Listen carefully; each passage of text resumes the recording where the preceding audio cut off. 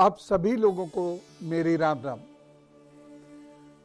आज ऐसे समय पे हम और आप मिल रहे हैं जब मैं श्री राम जी के बारे में पढ़ रहा था, रामायण का अध्ययन में कर रहा था। श्री राम जी भारत के प्रतीक है, श्री राम जी संस्कार के प्रतीक है, श्री राम जी भारतीयता के प्रतीक है। अद्भुत व्यक्तित्व है उनका, अद्भुत कार्य उन्होंने किए। युवाओं के लिए तो एक बहुत बड़ी प्रेरणा है ही श्री राम जी। बाकी सब लोगों के हृदय में समाये हैं श्री राम जी। श्री राम जी का मंदिर अभी बना है। श्री राम जी के मंदिर पर ध्वज पताका भी फहरी है। श्री राम जी के मंदिर के लिए 500 वर्ष से अधिक का संघर्ष है और ये संघर्ष सभी हिंदू मुस्लिम सब लोगों ने, और ये जो संघर्ष है ये सभी भारतीयों ने मिलकर किया। इस संघर्ष का ये परिणाम निकला कि भव्य मंदिर बना, श्री राम जी का मंदिर बना, इस देश की सद्भावना का प्रतीक बना, इस देश की भक्ति का प्रतीक बना, इस देश में संस्कृति के सम्मान का ये प्रतीक बना।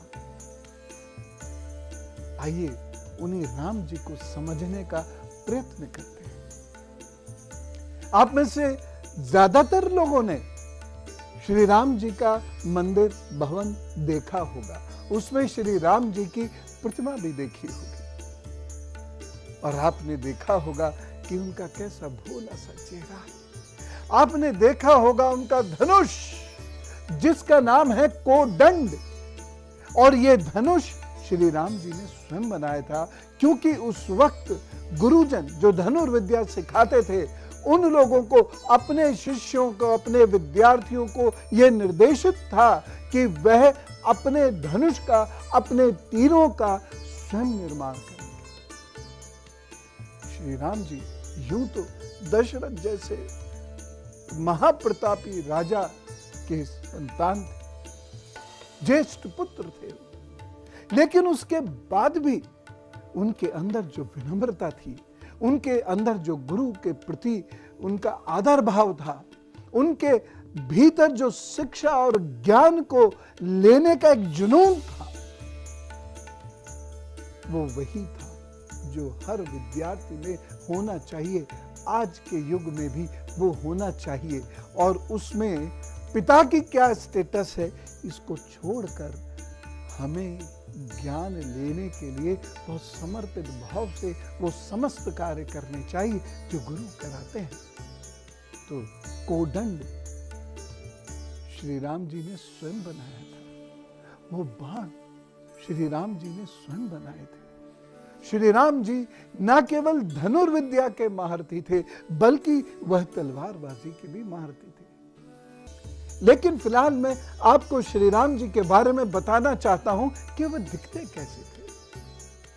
ऋषि वाल्मीकि ने उनके बारे में लिखा है, उनकी लंबी भुजाएं थी, उनका शरीर बहुत पुष्ट था, लंबा था, उनकी ग्रीवा बहुत मोटी थी, कंधे उठे हुए थे, हाथ में मांसपेशियां बहुत मजबूत थी, आंखों में एक भोलापन था और चेहरे पे सदा रहने वाली मुस्कुराहट थी। हम लोग कभी कभी अपने भगवान को बहुत स्त्री रूप जैसा दिखा देते हैं। नहीं, वो ऐसे नहीं थे, कृष्ण जी भी वैसे नहीं थे। तो श्री राम जी की जो भुजाएं हैं उसमें इतना बल था कि वह कोदंड पर बाण चलाकर संधान कर सकते थे। अन्यथा कोदंड पर बाण चलाना हरेक के बस की बात नहीं। शिव जी का धनुष तोड़ देना हरेक के बस की बात नहीं है। उसकी प्रत्यंचा तक तो लोग पहुंच ही नहीं पाते थे। उन्होंने वो प्रत्यंचा चढ़ाई और ऐसी चढ़ाई वो धनुष ही टूट गया, क्योंकि मां सीता ने यह प्रतिज्ञा ले ली थी कि मैं उसी से विवाह करूंगी जो इस धनुष को उठा लेगा। तो श्री राम जी ने ना केवल वो धनुष उठाया बल्कि उसकी प्रत्यंचा भी चढ़ाई और टूट भी गया। परशुराम जी का क्रोध भी सहना पड़ा, लेकिन जब परशुराम जी का क्रोध बहुत बढ़ गया तो श्री राम जी भी थोड़े से क्रोध में आए, ऐसा ऋषि वाल्मीकि।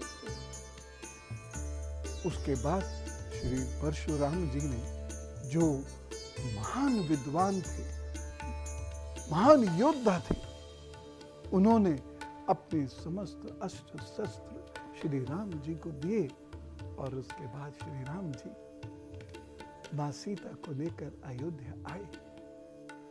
श्री राम जी के एक सखा हैं, एक शिष्य हैं, एक मित्र हैं। शायद समझ गए होंगे ना मैं किस ओर इशारा कर रहा हूं। श्री हनुमान जी की तरफ मैं इशारा कर रहा हूं। हम श्री हनुमान जी को भी ढंग से कहां समझते हैं। श्री राम जी और लक्ष्मण जी ने संवाद किया कि ये जो उधर साधु बैठा है, क्योंकि हनुमान जी उन्हें देखने के लिए पहले साधु वेश में आए, क्योंकि संदेह था कि ये दोनों भाई कौन हैं। तो वह उन्हें देखने के लिए आते हैं और उनका लक्ष्मण जी से संवाद होता है, जिसके लिए श्री राम जी कहते हैं ये कोई साधारण मनुष्य नहीं है, इसे वेदों का ज्ञान है, इसकी भाषा में सामवेद छलकता है, इनकी भाषा एकदम सुसंगठित है। और फिर वह उनसे स्वयं वार्तालाप करने जाते हैं। इसका मतलब यही है कि श्री हनुमान जी बंदर नहीं है, वो वानर है, और उनके बारे में रामायण में यही कहा गया है, वो वानर है, यानी वन में रहने वाले नर है। वैज्ञानिकों की खोज की बात कहूं तो निएंडरथल रेस के श्री हनुमान जी हैं। वह बड़े लंबे कदकाठी के होते थे और थोड़ा सा आगे की ओर झुकते थे। उनकी छलांग बहुत लंबी हुआ करती थी। जैसे श्री हनुमान जी ने छलांग लेकर वह एक जगह विश्राम करके दूसरी छलांग लेकर लंका पहुंच जाते हैं।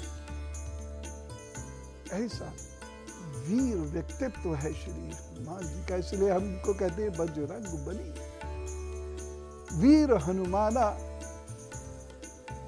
तो ये पूंछ वाले बंदर नहीं है, बल्कि उस वक्त के जो वन में रहने वाले नर हुआ करते थे, वो नाना प्रकार से स्वयं को सुसज्जित किया करते थे, स्वयं को सुसज्जित किया करते थे, और ऐसे ही वो पूंछ बनाते थे। उनके वस्त्र भी ऐसे होते थे। नहीं तो क्या आपने सुग्रीव की शासन की महिलाओं के बारे में सुना कि उनकी पूंछ थी? कहीं ऐसा वर्णन आया? नहीं ना, क्योंकि पूंछ थी। तो वह, मैं तो अनेक वर्षों से लोगों को लगातार समझा रहा हूं कि वह वन में रहने वाले वो नर हैं जो अपने आप को सुसज्जित करते थे इसी प्रकार के वस्त्रों से।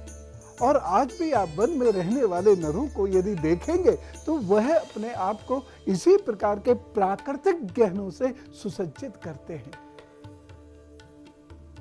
श्री हनुमान जी जब राम जी के सानिध्य में आए तो उनके अंदर वो भाव का समुद्र फूट पड़ा। श्री राम जी की छवि ही ऐसी है कि जब उन्हें कोई देखेगा तो भाव का समुद्र उसके अंदर से फूट पड़े, वह भाव बेहल हो जाएगा, आंखों से अश्रु निकलने लगेंगे, कुछ गुनगुनाने लगेगा, और कुछ नहीं तो राम राम राम राम राम राम राम राम ये कहना शुरू कर देगा। इसीलिए हमें श्री राम जी का वह मंदिर चाहिए था, क्योंकि श्री राम जी इस भारत के, इस भारतीय संस्कृति के, इस भारत के इतिहास के महान प्रतीक हैं। और श्री राम जी ने क्या किया? कोई भेद नहीं किया, कोई भेद नहीं किया। सारे विद्यार्थी ऋषिकुल में या आचार्य कुल में वो बैठकर साथ अध्ययन किया करते थे, कोई भेद नहीं था।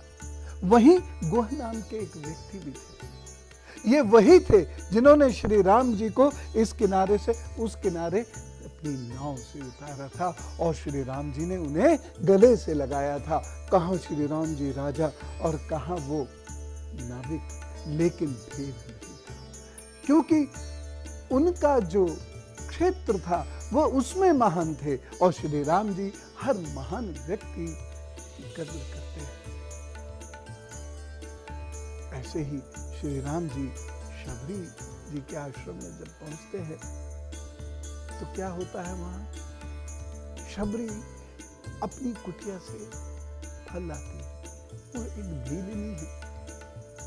ये भेद आज बढ़ चला है, दुर्भाग्य से ये भेद श्री राम जी के समय में नहीं था। श्री राम जी ने उस भेद को समाप्त कर दिया था। वह शबरी के फल खाते। बहुत सारे गीतों की रचना हुई है श्री राम जी और शबरी के ऊपर।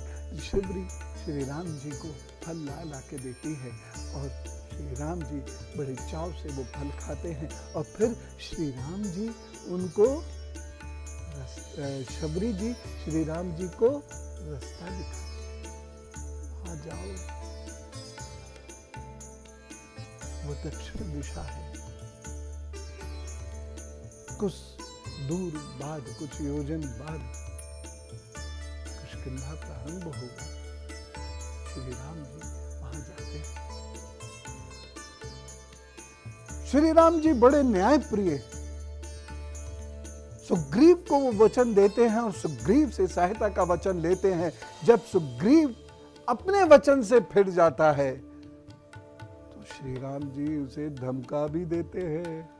और इतना भय भी हो गया था श्री राम जी का। हर एक लीडर में ये गुण होना चाहिए। आज के जो युवा हैं, मैं उनको कहना चाहूंगा, या आज के जो लोग हैं जो लीडर बनना चाहते हैं, अपने व्यवसायिक प्रतिष्ठान में जो लीडर बनना चाहते हैं, जहां वो नौकरी करते हैं वहां लीड करना चाहते हैं, पॉलिटिकल लीडर बनना चाहते हैं, फोर्सेस में लीडर बनना चाहते हैं, तो उनके अंदर दोनों चीजें होनी चाहिए, भाव और उसके साथ भय। गोस्वामी जी लिखते ना, भय बिन होत न प्रीत। और यही कारण था जब अंगद माँ सीता को खोजने के लिए गए तो माँ सीता का पता नहीं ढूंढ पाए, तो बाकी वानरों से क्या कहते हैं? मैं नहीं जाऊंगा श्री राम जी के पास, मुझे डर लग रहा है। क्योंकि एक भय भी था कि मुझे उन्होंने यह दायित्व दिया जिसको मैं पूरा नहीं कर पा रहा हूं, और इसका भय था। लीला है श्री राम। और इसके बाद श्री राम जी जब लंका के पास पहुंचते हैं, बहुत लंबा समुद्र है और वो कितने योजन का है, कितनी चौड़ा वहां पर पुल बना है, किन लकड़ियों से वो पुल बना है, सब वाल्मीकि कृत रामायण में लिखा हुआ है। वो पुल बनता है। अच्छा, उसमें अक्सर ये बात कहते हैं जो तार्किक रूप से मेरी समझ में नहीं आती। लोग कहते हैं कि पत्थर पे राम लिखा, पत्थर तैरने लगा और फिर वो पुल बन गया और उस पर वानर निकल गए और लंका पहुंच गए। मेरी ये समझ में नहीं आता कि जिनको वो प्रभु कह रहे हैं उनके नाम के ऊपर पांव कैसे रखे? ये कभी नहीं हुआ होगा। और वैसे भी अगर हम वाल्मीकि रामायण का अध्ययन करते हैं तो इसमें बहुत स्पष्ट रूप से ये लिखा तो है कि पुल कैसे बना है, उसमें कौन कौन सी लकड़ियों का प्रयोग हुआ है, उसमें रेते का किस प्रकार से प्रयोग हुआ है, पत्थरों का किस प्रकार से प्रयोग हुआ है, ये सब उसमें दिया हुआ है। श्री राम जी लंका में जाते हैं, युद्ध करते हैं। वो युद्ध आसान नहीं था क्योंकि रावण भी वीर था, साहसी भी था और जरूरत से ज्यादा कपटी भी था। उस पर सारी सुविधाएं थी क्योंकि शत्रु की धरती पे जाकर श्री राम जी लड़ रहे थे। शत्रु की धरती पे जाके लड़ना आसान नहीं होता है। अभी भी तो देखिए, जब हमारे सैनिकों का मान मर्दन किया पाकिस्तान ने, तो हमारे नेतागण ने यह निर्णय लिया और हमारी फौजी शत्रु की धरती पर जाके बम बरसा के आई। लेकिन ये आसान नहीं था। जितना कह देना आसान है, इतना सुन लेना आसान है, कुछ भी लिख देना आसान है, लेकिन ये आसान कार्य था नहीं। राम जी भी शत्रु की धरती पे जाके लड़ रहे थे। रावण का जो रथ था वह कभी इधर भागता था, कभी उधर भागता था। श्री राम जी के पास तो रथ भी नहीं था उस समय। फिर इंद्र मदद को आते हैं, अपना रथ भेजते हैं, अताली को भेजते हैं सारथी बनाकर। वहां ब्रह्मास्त्र भी रखा है और राम और रावण के बीच में युद्ध शुरू होता है। अब युद्ध टक्कर का होता है। राम जी परेशान हो रहे थे उस युद्ध में। क्यों परेशान हो रहे थे? अपने लिए नहीं कि उनके बाण लग रहे थे, उनसे लहू गिर रहा था, लक्ष्मण जी मूर्छित हो गए थे, लक्ष्मण जी को बाण लग रहे थे और लक्ष्मण जी के शरीर से लहू गिरता चला जाता था, इसलिए नहीं, बल्कि इसलिए हो रहे थे कि जिन लोगों को मैं लेकर आया हूं, यानी वानर, उनका अहित नहीं होना चाहिए, मेरे रहते उनका अहित नहीं होना चाहिए। करुणा के सागर हैं श्री राम जी, करुणा हर तरफ बिखरी हुई। युद्ध में भी वह करुणा है और उस करुणा को आप आगे भी देखेंगे। अब बराबर का युद्ध शुरू होता है तो क्या हुआ? रावण मरे ही। रावण को मारने की कोशिश की जाती थी, रावण मरे ना। विभीषण आया, उसने कहा नाभि में बाण मार। अब नाभि में क्या है? 72,000 नाड़ियों का संगम है और उन नाड़ियों को जब हम भेद देते हैं तो रसायन बनने बंद हो जाते हैं। यानी अब रावण अपना पुनर्निर्माण नहीं कर सकता था, तो रामचंद्र जी ने एक बाण उसकी नाभि में मारा। उससे वो जो बार बार जिंदा हो जाता था वो होना रुक गया। इसलिए नाभि बहुत महत्वपूर्ण है। युद्ध यहां समाप्त नहीं होता है। श्री रामचंद्र जी ने विजया नामक मां दुर्गा के स्वरूप की पूजा की, इसीलिए विजयदशमी उसको कहते हैं। और इसलिए भी कहते हैं क्योंकि श्री राम जी की विजय हुई, अधर्म के ऊपर धर्म की विजय हुई, अधर्म का नाश हुआ। दूसरा बाण चलता है, रावण की छाती भेद देता है, रावण वहीं गिर के मर जाता है। बोलना पड़ेगा श्री रामचंद्र जी की जय। और यहां से एक नया अध्याय शुरू होता है। मां सीता आती है। अब हम अक्सर ये बात कहते हैं कि हनुमान जी तो वहां पहुंच गए थे, वो ले आते मां सीता को। नहीं, मां सीता भी उतनी ही वीर थी। वीर शुल्का कहा है राजा जनक ने उन्हें। मां सीता भी उतनी ही वीर थी और वो चाहती थी कि अधर्म का नाश हो, धर्म की जय हो।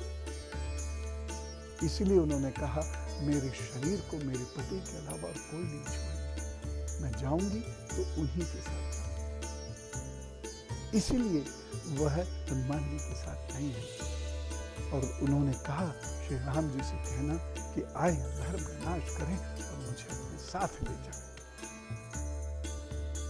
और युद्ध के बाद जब श्री राम जी वहां से चलना शुरू करते हैं तो विभीषण आते हैं और श्री राम जी उनका राज तिलक करते हैं। ये महानता है भारतीय संस्कृति की। ये महानता की बातें आपको भारत के इतिहास में पढ़ने को मिलेंगी। भारत में जिनको हम भगवान कहते हैं वो ऐसे ही नहीं कहते हैं, वो बहुत महान लोग हैं। उन्होंने जीते थे राज्य लेकिन कब्जे कभी नहीं किए। उनको उनकी संस्कृति के साथ छोड़ दिया, अपनी संस्कृति को थोपने तक का प्रयत्न नहीं किया। जिन देशों में हमारी संस्कृति है, चाहे वो इंडोनेशिया हो, चाहे जावा हो, सुमात्रा हो, थाईलैंड हो, लंका हो, वहाँ जो संस्कृतियाँ हैं वो इसलिए हैं क्योंकि हमारी संस्कृति में प्यार की भीनी महक, ज्ञान का खजाना है। इसलिए वो हमारी संस्कृति को अपनाते हैं।